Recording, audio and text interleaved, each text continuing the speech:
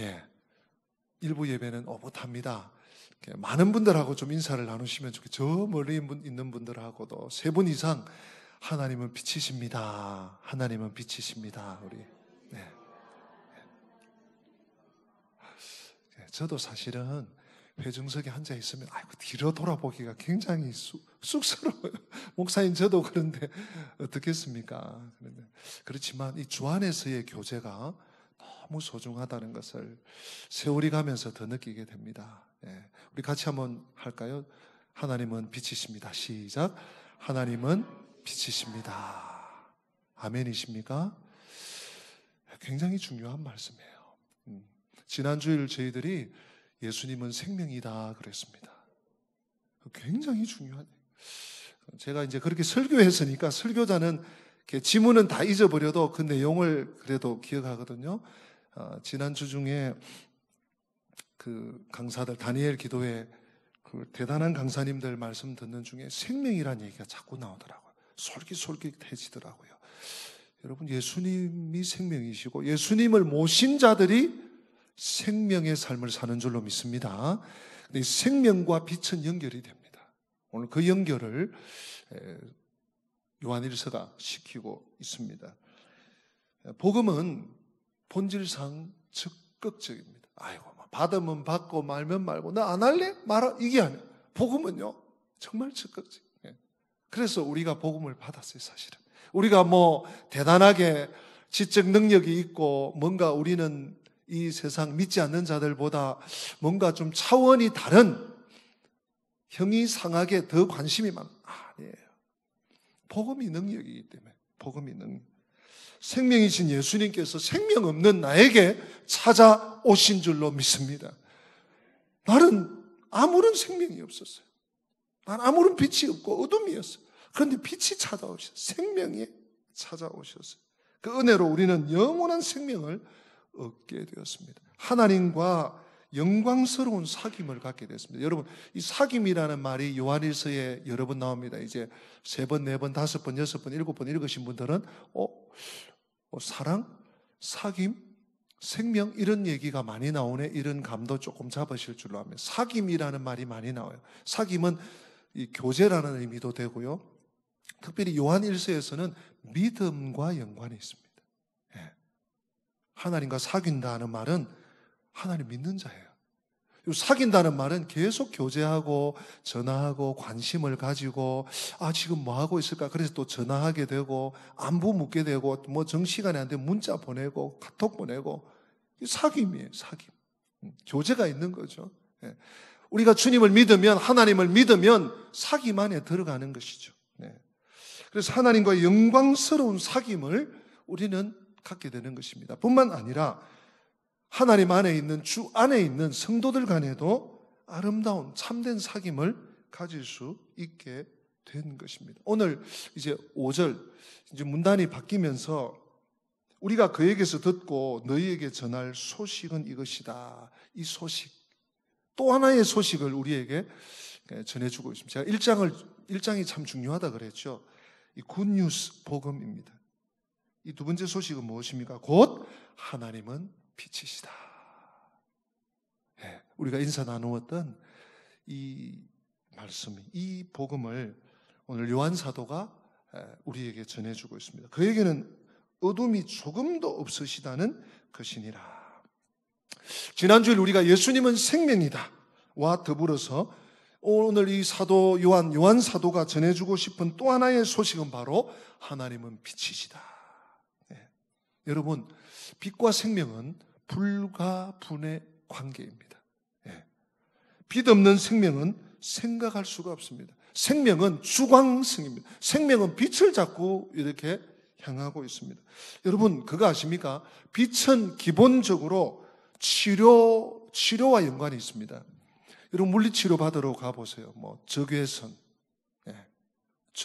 치유 해가지고 막 꼼짝 못하게 해놓고 그 빨간 이게 뭐가 되나 싶은데 20분 막 30분 이렇게 째려요. 무릎이 아파서 가면, 허리가 아파서 가면, 등짝이 아파서 가면 그걸 다 한의원에 가도 팍 빨간 빛, 어떤 때는 막 환한 빛. 왜 그래요? 이 빛이 생명과 관련이 있습니다. 여러분 출애굽기 여러분 잘 아시는 말씀이죠. 15장 26절에 이런 말씀이 있어요. 출애굽기 15장 26절 끝부분인데 우리 같이 한번 읽어볼까요? 출애굽기 15장 26절 화면을 띄워줄 겁니다. 아마. 네, 같이 시작. 나는 너희를 치료하는 여호와임이라. 아멘.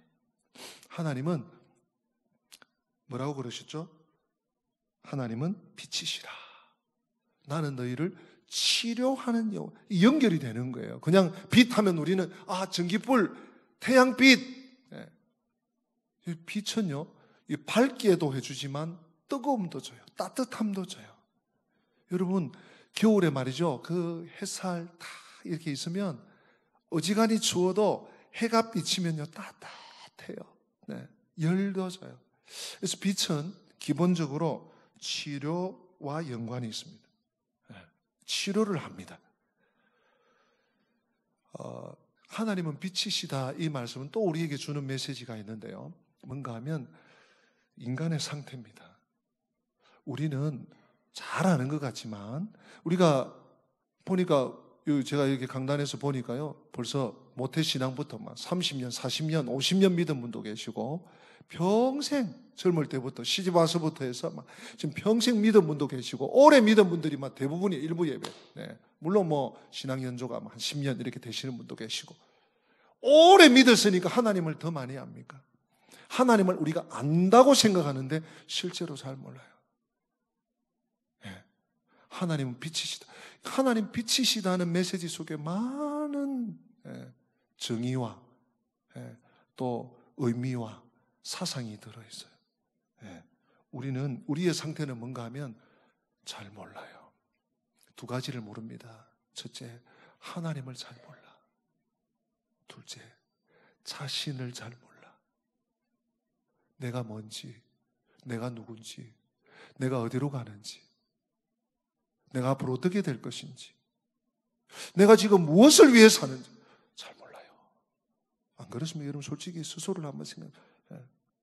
저는 그래요. 적어도 저는 말씀을 생각하며 묵상하면서 보니까 저는 몰라요. 그래서 하나님께서, 우리 주님께서 하나님은 빛이시라, 빛이시라. 굉장히 중요한 말씀을 하세요. 하나님은 어둠이 조금도 없는 빛이시기 때문에 하나님과 사귀는 사람, 즉 하나님을 믿는 사람에게도 어둠이 없어야 합니다. 예. 우리 말씀 한번 확인할까요? 우리 5절 말씀 다시 한번 읽어보십시오. 5절 시작. 우리가 그에게서 듣고 너희에게 전하는 소식은 이것이니 곧 하나님은 빛이시라. 그에게는 어둠이 조금도 없으시다는 것이니라. 아멘. 하나님은 어둠이 없으셔요. 여러분 아무리 어둡고 깜깜해도요, 이 어둠을 깨는 방법은 망치를, 한마를, 막 정을 가지고 와서 막 드릴을 가지고 와서 다다다다다 해서 되는 게 아니에요. 빛이 들어오면 어둠은 물러가게 돼 있어요.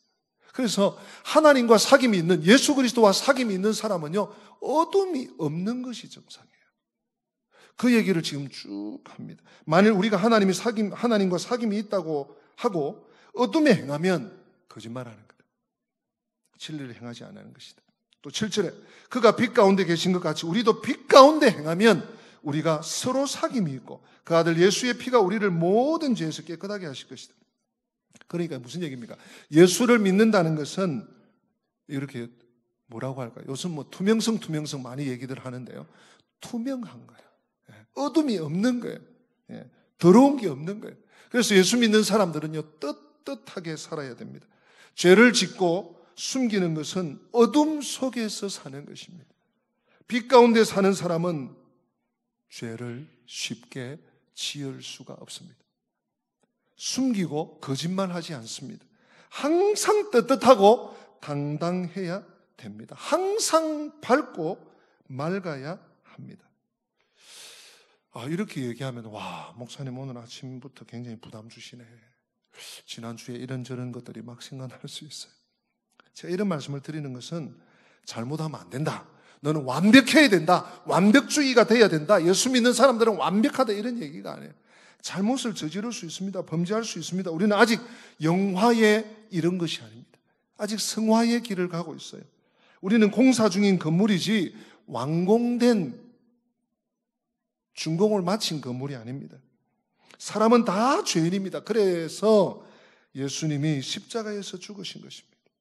아니, 하나님이신, 하나님의 아들이신, 그 본체가 하나님이신 분이 십자가에서 피를 절절 흘리시고 죽으실 이유가 무엇입니까? 우리가 불완전하기 때문에, 우리가 아직 덜 완성되었기 때문에, 우리를 위해서, 나를 위해서 죽어주신 것이죠. 숨기지 않고 자백하면 오늘 말씀처럼, 우리가 너무 잘 알고 사랑하는 말씀처럼 하나님은 미쁘시고 의로우사 우리 죄를 용서해 주십니다. 그 모든 불의에서도 깨끗하게 해 주십니다. 여러분 아십니까? 사람이, 우리 옛말에도 병은 자꾸만 알려야 된다, 그런 말씀들 하시죠. 예. 요즘 의학이 발달돼서 뭐 검사하면 다 나오고, 피 검사만 해도 뭔 암이다, 암 초기다 뭐 이러면서 좀 정밀 진단해보자, CT 찍자, MRI 찍자, MRA 찍자, 또 뭐 요즘은 뼈 스캔 이런 게 있더라고요. 뼈 스캔 하자 막 이렇게 하더라고요. 근데 옛날에는 그런 게 어디 있습니까? 예. 그리고 막 소화를 못해요. 열흘, 보름, 한 달 동안 소화를 못 시켜. 이게 뭔가? 예. 인생을 많이 사신 분들은 그게 너 뭐 먹었는데, 며칠 전에 뭐 먹었는데, 뭐가 지금 생각나는데, 그러면 이게 벌써 이렇게 서로 알게 되는 거죠. 그래서 병을 숨기면 안 됩니다. 사람이 병을 숨기면 병을 키우게 됩니다. 위험한 결과를 초래하게 돼요. 뿐만 아닙니다. 공사 중인 건물을 짓다가 이게 지금 잘못해서 그 설계를 변경해야 돼. 근데 이거 설계 변경하면 이거 뭐 사업주한테, 이 건물주한테 큰일 날 것 같아요. 숨기면 나중에 어떻게 되죠? 더 큰 문제가 나요. 예. 요즘 법이 또 많아가지고 그것 때문에 건물을 허물어야 될지 몰라. 아예 미리 자백하는 게 좋아요. 미리 알고 이런 문제가 있습니다. 요렇게 했는데, 모르고 했는데 요렇게 됐습니다. 어떻게 하죠? 그래, 그럼 떴자. 이렇게 얘기가 되는 거죠. 네.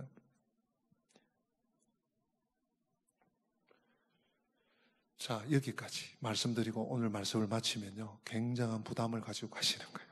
네. 본문이 그 얘기하고 있죠. 근데 말씀은 오늘 이걸로 끝나는 것이 아닙니다. 문제는 자기가 어둠 속에, 잘 들으십시오, 어둠 속에 있으면서도 빛 가운데 있는 것으로 속아서 그래서 살고 있는 사람들이 꽤 많이 있다는 것입니다. 오늘 요한일서는요, 우리에게 그것을 정확하게 지적합니다. 그렇게 속아서 살면 안 돼. 왜? 하나님은 빛이셔. 예. 그 빛 앞에 네가 나와야 돼. 그래서 하나님은 빛이시라는 말은 처음에 말씀드린 것처럼 치유가 기본입니다. 생명을 주시고 싶어 하는데 우리는 자꾸 속아요. 나는 괜찮아. 나는 병 없어. 나는 잘못 없어. 나는 지금 잘하고 있어.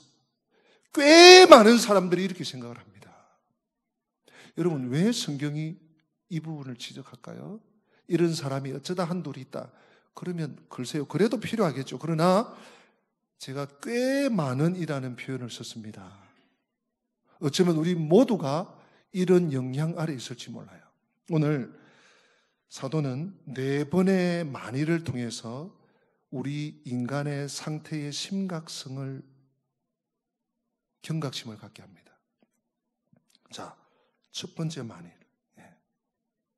6절이죠. 우리 6절 한번 읽어보십시다. 만일을 유념하면서 같이 있습니다. 시작.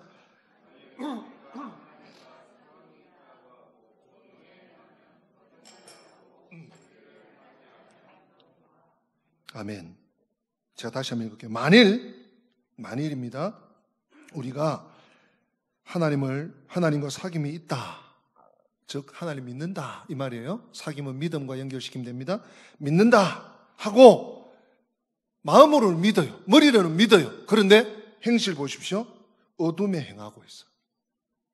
머리는 믿고 마음으로 믿고 내가 수십 년 믿는 것으로 알고 있는데 여전히 어둠의 행동을 하고 있어. 이거 뭐 때문에 그렇다는 겁니까?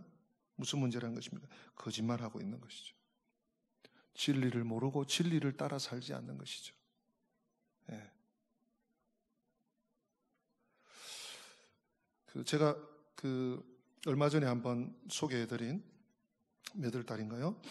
그 책, 회개하지 않은 자에게 보내는 경고, 우리 길잡이들과 지금 열심히 읽고 있습니다. 요새 어떤 챕터를 읽었는가 하면 회심의 필요성이라는 부분을 지난주에 읽었는데 참 귀한 책이에요. 조셉 얼라인이라고 하는 청교도 목사님인데 여러분들도 기회 되면 좀 사보시면 참 좋겠어요. 여기에 지금 참된 회심 없이는 당신이 품고 있는 소망들은 헛됩니다. 이제 회심의 필요성에 대해서 강조하는 중에 이런 부분이 나와요. 죄가 얼마나 심각한가. 오늘 그것만 제가 좀 인용하려고 합니다. 회심은 당신이 안전하기 위해서만이 아니라 위로를 받기 위해서도 꼭 필요합니다. 그러놓고 쭉 제가 생략하고요. 죄가 뭔지 한번 보십시오. 죄는 진짜 질병일 뿐만 아니라 최악의 중병입니다. 죄는 머리에 난 나병이고 마음에 난 역병이며 뼈들이 부러져 있는 것입니다. 당신의 죄는 당신을 찌르고 상처내고 목을 조르며 고문합니다. 쭉 좀 뛰어넘었어요. 지나친 걱정과 염려는 사람의 영혼과 심령을 갉아먹습니다. 분노는 마음의 열병이고 정욕은 뼈들을 태우는 불길입니다. 교만은 치명적인 부종이고 탐욕은 충족될 수 없고 깔아앉힐 수 없는 갈증이며 악의와 시기는 마음속의 독입니다. 영적인 나태함은 마음의 괴혈병이고 육신적인 안일함은 혼수 상태에 빠져 식물 인간이 된 것입니다. 한 부분 더 인용할게요. 죄의 길에 있는데도 유지되는 평안은 저주받은 평안입니다. 사람이 이 세상에서 겪는 온갖 괴로움들보다 더 두려워해야 할 두 종류의 평안이 있는데 그것은 죄와 함께함으로써 얻는 평안과 죄 가운데 살면서도 유지되는 평안입니다. 이 죄가 이렇게 무서운 거죠. 제가 이 글을 읽으면 충격을 받아요. 죄가 나쁜 것 알아요. 죄는 빨리 끊쳐내야 되는 거 알아요. 근데 죄가 이런 이런 사람을 파괴시키고 사람을 온전히 혼절시키는 이런 죄라는 것을 이 표현을 보면서 이 조셉 목사님의 표현을 보면서 가슴을 쓸어내렸습니다. 하나님과 사귐이 있다. 하나님을 나 믿어. 그런데 여전히 어둠 가운데 행해. 그러냐? 아직 죄를 버리지 못한 거죠. 하나님을 제대로 믿는 것이 아니죠. 거기에 대해서 조금 더 얘기를 이따가 하겠습니다. 그 다음 두 번째 만일을 한번 보십시다. 지금 우리 죄의 심각성을 지적하고 있는데요. 8절입니다. 8절 시작. 만일 우리가 죄가 없다고 말하면 스스로 속이고 또 진리가 우리 속에 있지 아니할 것이요. 아멘. 만일 우리가 죄가 없다고 하면 죄 없어. 범죄하지 않았어. 말하는 사람들이 있다는 거죠. 혹은 자기 스스로 그렇게 속이는 사람. 여기 속인다는 표현이 여러분 어떻게 받아들일지 모르겠는데요. 꼭 남의 눈을 속이고 남에게 거짓말하는 것도 속임이지만 자기 암시를 계속하는. 그래 나는 이 정도는 괜찮아. 다른 사람들은 뭐 이런저런 회개망치가 나쁜 짓 하는데 내가 이 정도 하는 거는 괜찮아. 자기 암시, 자기 합리화, 속임입니다. 다른 사람들 이렇게 포탈하는데 나 요 정도는 괜찮아. 다른 사람들만 술이 고주망태로 먹는데 나 요 정도 마시는 거 괜찮아.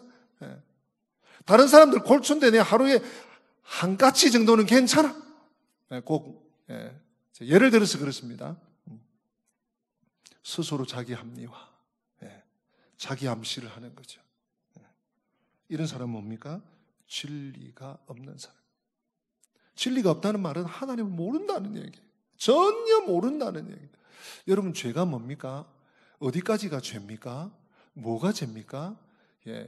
오늘날 이 도덕적인 법 혹은 국가법 이 선을 넘지 않으면 죄가 안 되는 겁니까? 성경이 말하는 죄는 뭡니까? 하나님을 떠나는 것이 죄고요. 하나님을 모르는 것이 죄고 하나님을 인정하지 않는 것이 죄고 결정적으로는 로마서 14장 23절에 믿음으로 하지 않은 모든 것이 죄니라. 하나님은 죄를 그렇게 규정하고 있는데 우리는 죄 없어, 괜찮아. 그 정도 죄 아니야. 그거 뭐 우리 몇 명 모여서 뭐 이렇게 하는 거 이런다고 해서 이게 죄가 되나? 그게 속인다는 거예요. 자기 합리화와 자기 암시를 하고 있는 거예요. 당시 영지주의자들이 그랬습니다. 영지주의자는 워낙 여러 차례 들었을 거예요. 혹 좀 생소하신 분이 있으면 영지주의는 이원론입니다. 육은 악해, 영은 선해. 왜? 영은 하나님의 영역이고 육은 인간의 영역이기 때문에 육체는 더러워. 그래서 우리가 짓는 모든 죄는 육체가 짓는 죄야. 그러므로 우리는 하나님의 영을 받았기 때문에 더 이상 회개할 필요가 없어. 그 영지주의에서 도케티즘 혹은 도체티즘, 가현설주의자들이 나옵니다. 예수 그리스도가 육체로 오셨다는 것을 인정하지 않아요. 요한일서는 그것을 계속해서 지적하는데요. 왜? 그 거룩하신 분이 어떻게 이 지상의 땅을, 우리 인간을 입고 온단 말이에요. 육을 입고 온다는 말이 안 돼. 그것은 가현설이야. 그렇게 오신 것처럼 보였을 뿐이야. 그게 도체티즘입니다. 혹은 도케티즘.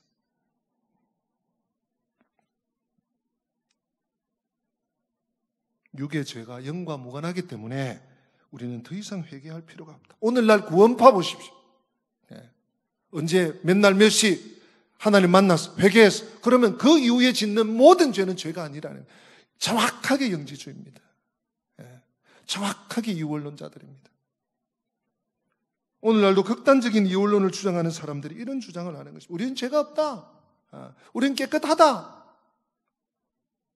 근데 성경은 뭐라고 합니까? 한 번 더 우리 10절 말씀을 연관된, 8절과 연관된 한 번 더 강조하는 만일을 읽어보십시다. 우리 10절 시작. 만일 우리가 범죄하지 아니하였다 하면 하나님을 거짓말하는 이로 만드는 것이니 또한 그의 말씀이 우리 속에 있지 아니하니라. 아멘.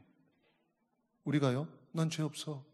자기 합리화를 계속하고 나는 범죄하지 않았어.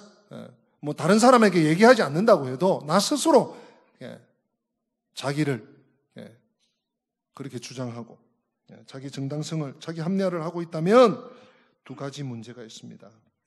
뭐죠? 하나님을 거짓말하는 자로만. 왜 하나님이 거짓말하는 자가 되는? 모든 사람이 죄를 범하였음에 하나님의 영광에 이르지 못하는. 로마서 6장 23절이죠. 모든 사람이 죄를 범했다는데 나는 죄 없어, 나는 범죄하지 않았어. 하나님을 거짓말하는 자로 만들어요. 또 그의 말씀이 그 안에, 하나님의 말씀이 그 속에 없는 것입니다. 여러분, 어둠 속에서 죄나 허물이나 잘못이 보이지 않습니다. 어둠 속에서 깜깜한데 여러분 불을 다 꺼놔 보십시오. 그리고 빛도 다 차단시켜 보십시오.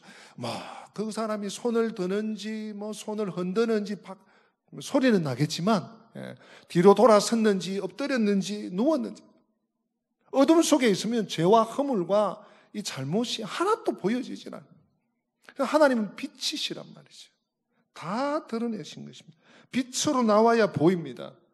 여러분, 오늘 이 만일 세계를 살폈습니다. 또 하나의 만일, 오늘 만일이 4번 있는데요. 또 하나의 만일이 해결책입니다. 우리는 이 3가지 만일 속에 속고 사는 거예요. 뭡니까? 하나님 믿는다고 하면서 여전히 어둠 속, 머리로는 알아. 마음으로는 그래. 예수님이 나를 위해서 죽어주셨지. 알아. 근데 여전히 어둠 속에 있어. 악한 사람들과 악한 말을 하고 악한 일을 하고 악한 것을 계획하고 여전히 죄를 짓고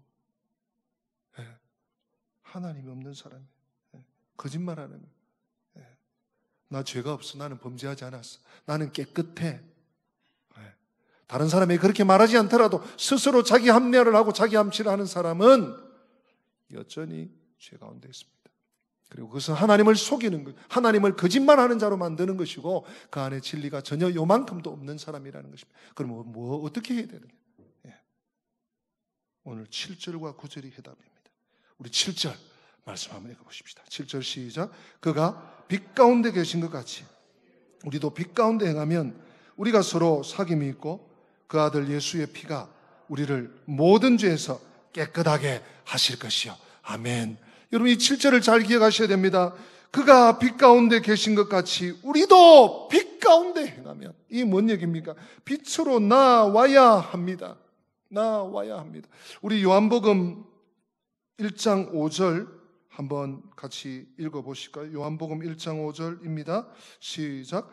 빛이 어둠에 빛이 돼 어둠이 깨닫지 못하더라. 여러분, 빛이 어둠에 비쳤는데 어둠은 깨닫지 못해요. 빛이 얼마나 소중한 것인지. 빛이 나를 살린다는 것을 몰라요. 그래서 그 도움을 주는 자가 옵니다. 세례 요한이 오죠. 그래서 막 빛을 비춰. 이것이 빛이다. 빛을 믿어야 된다. 빛을 잡아야 된다. 어떻게 잡는 건데? 가르쳐 줍니다. 요한복음 1장 12절. 시작. 영접하는 자, 곧 그 이름을 믿는 자들에게는 하나님의 자녀가 되는 권세를 주셨으니. 아멘. 영접하는 거예요. 이 영접에 대해서 잘 모르는 분들이 있어요. 영접. 그리고 나는 이미 영접했다고. 그냥 전도받아서, 사형리 전도받아서 따라 사세요. 하나님, 저는 죄인입니다. 저는 죄인. 이렇게 따라해서 하는 기도 한번 했다고, 영접했다고. 그 얘기가 아니에요. 영접은 뭡니까? 영접하는 자. 이 영접은 곧 뭐냐? 그 이름을 믿는 거예요. 여러분, 빛 가운데 나온다는 것은 무엇입니까? 또한 빛 가운데 행하는다는 것은 무엇입니까? 예수 그리스도를 믿는 거예요. 예수 그리스도를 믿는 것은 무엇입니까? 예수 그리스도와 교제하는 겁니다. 예수 그리스도를 늘 떠올리면서 그분과 사귐을 갖는 것입니다.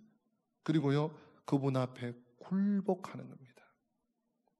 내 삶의 모든, 이때까지 나의 모든 습관과 나의 가치와 나의 모든 소중히 여기던 것들을 다 땅에 던지고 주인이신 예수 그리스도를 따라 살아가는 것.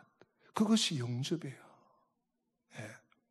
예수님의 제자들 보세요. 나를 따라오너라. 내가 너를 사람 낚는 어부가 되게 할게. 자기의 생업과 배와 부친을 다 버려두고 따라갔어요. 그것이 영접이 무엇인가를 우리에게 잘 설명해 주고 있습니다. 우리가요, 예수님을 영접하면, 즉 예수님을 믿으면 이게 빛으로 나오는 것이고 빛 가운데 행하는 것인데, 그렇게 하면요, 주님과 교제가 됩니다. 사귐이 되고요, 회복이 되고 내 삶이 회복됩니다. 요한복음 1장의 표현으로 말하면 영광과 은혜와 진리가 충만해지는, 신앙생활 하는데 여전히 나는 그냥 어두워. 어찌 될지 모르겠어. 내 인생이 그냥 비참하기만 해. 이건요, 좀 문제가 있는 거예요. 예수 믿어서 모든 일이 잘 된다, 모든 것이 번창한다, 이런 얘기가 아니에요. 삶의 방향이, 또 삶을 바라보는 시각이 달라지는 거예요. 첫째는 빛 가운데 행해야 됩니다. 또 하나가 있죠. 우리 9절 오늘 마지막으로 한번 읽습니다. 마지막 9절 말씀 시작. 만일 우리가 우리 죄를 자백하면 그는 미쁘시고 의로우사 우리 죄를 사하시며 우리를 모든 불의에서 깨끗하게 하실 것이요. 아멘. 회개입니다. 회개는 예수 그리스도를 믿기 전에 내가 지금까지 가던 길에서 한번 돌이키는, 그 회심이라고 주로 말하죠. 회심 한번 하는 것으로 끝나는 것이 아니에요. 매일같이, 어쩌면 하루에도 수십 번씩. 여러분, 회개가 무엇입니까? 오늘 요한일서, 요한사도의 정의로 말하면 회개는 이런 것입니다. 하나님께 나의 죄를 자백하는 것입니다. 한번 받아서 하십니다. 하나님께 나의 죄를 자백하는 것이 회개입니다. 보세요. 우리가 우리 죄를 자백하면 이게 회개예요. 그냥 하나님 잘못했어요, 그냥 뭉뚱그려서 이렇게 하는 게 아니에요. 하나님 앞에 탄식하면서, 내가 또 죄에 무릎 꿇었네. 하나님, 사람에게가 아닙니다. 신부에게가 아닙니다. 하나님께 자신의 죄를, 잘못을 자백하는 것. 그렇게 하면요, 두 가지가 주어집니다. 죄 사함. 오늘 구절이 그거잖아요. 저는 미쁘시고 의로우사 우리 죄를 사하심. 이게 구속입니다. 속량입니다. 죄 사함. 우리 신앙의 가장 중요한 부분입니다. 죄 사함이 주어집니다. 내가 나의 죄를 하나님 앞에 자백할 때, 회개할 때 죄 사함의 은총이 주어지는 것입니다. 둘째, 모든 불의에서 깨끗하게 하셔요. 앞에 우리가 5절부터 8절까지, 정직하게 살아야 돼, 바르게 살아야 돼, 거짓말 하지 말아야 돼. 이걸 우리가 율법적으로, 도덕적으로 행하려고 하면요, 도저히 더 버거워요. 신앙생활이 더 버거워. 근데 이것을 해결할 명쾌한 길이 뭡니까? 회개예요. 하나님 앞에 내가 죄인됨을 깨닫고 하나님께 나의 죄를 자백할 때 하나님께서 나의 죄를 사하시고 또한 나의 모든 무리를 깨끗하게 하셨어요. 네. 성도로 거룩한 백성으로 당당하게 사탄이 뭐라고 참소해도 사탄이 어떻게 다른 사람들을 통해서 나를 비아냥거려도 우리는 믿음의 길을 여전히 담대하게 떳떳하게 가슴을 펴고 주님을 따라갈 수가 있는 것입니다. 이것이 어떻게 가능합니까? 하나님이 빛이시기 때문에. 사랑하는 성도 여러분, 빛 앞에 나아가시기를 축복합니다. 늘 주님을 찾으시기 바랍니다. 주님을 제대로 영접하시고 주님을 믿는다는 것이 내 머리의 작업, 내 감정의 작업, 내 생각의 작업이 아니라 내 삶의 온 삶을 주님 관심하면서 주님과 사귀면서 주님께 물어보면서 주님께 기도하면서 주님 말씀을 늘 가까이 하고 상고하면서 그리고 나에게 조그만한 죄라도 내가 깨닫게 되었을 때 하나님 앞에 나가 자백할 때 하나님이 진정한 사하심과 진정한 자유와 정결함과 깨끗함을 주신다는 이 영적 회복의 원리를 기억하시고 하나님은 빛이시다. 이 믿음으로 나아가시기를 또 승리하시기를 주님 이름으로 축복합니다. 우리 다 함께 기립하십니다.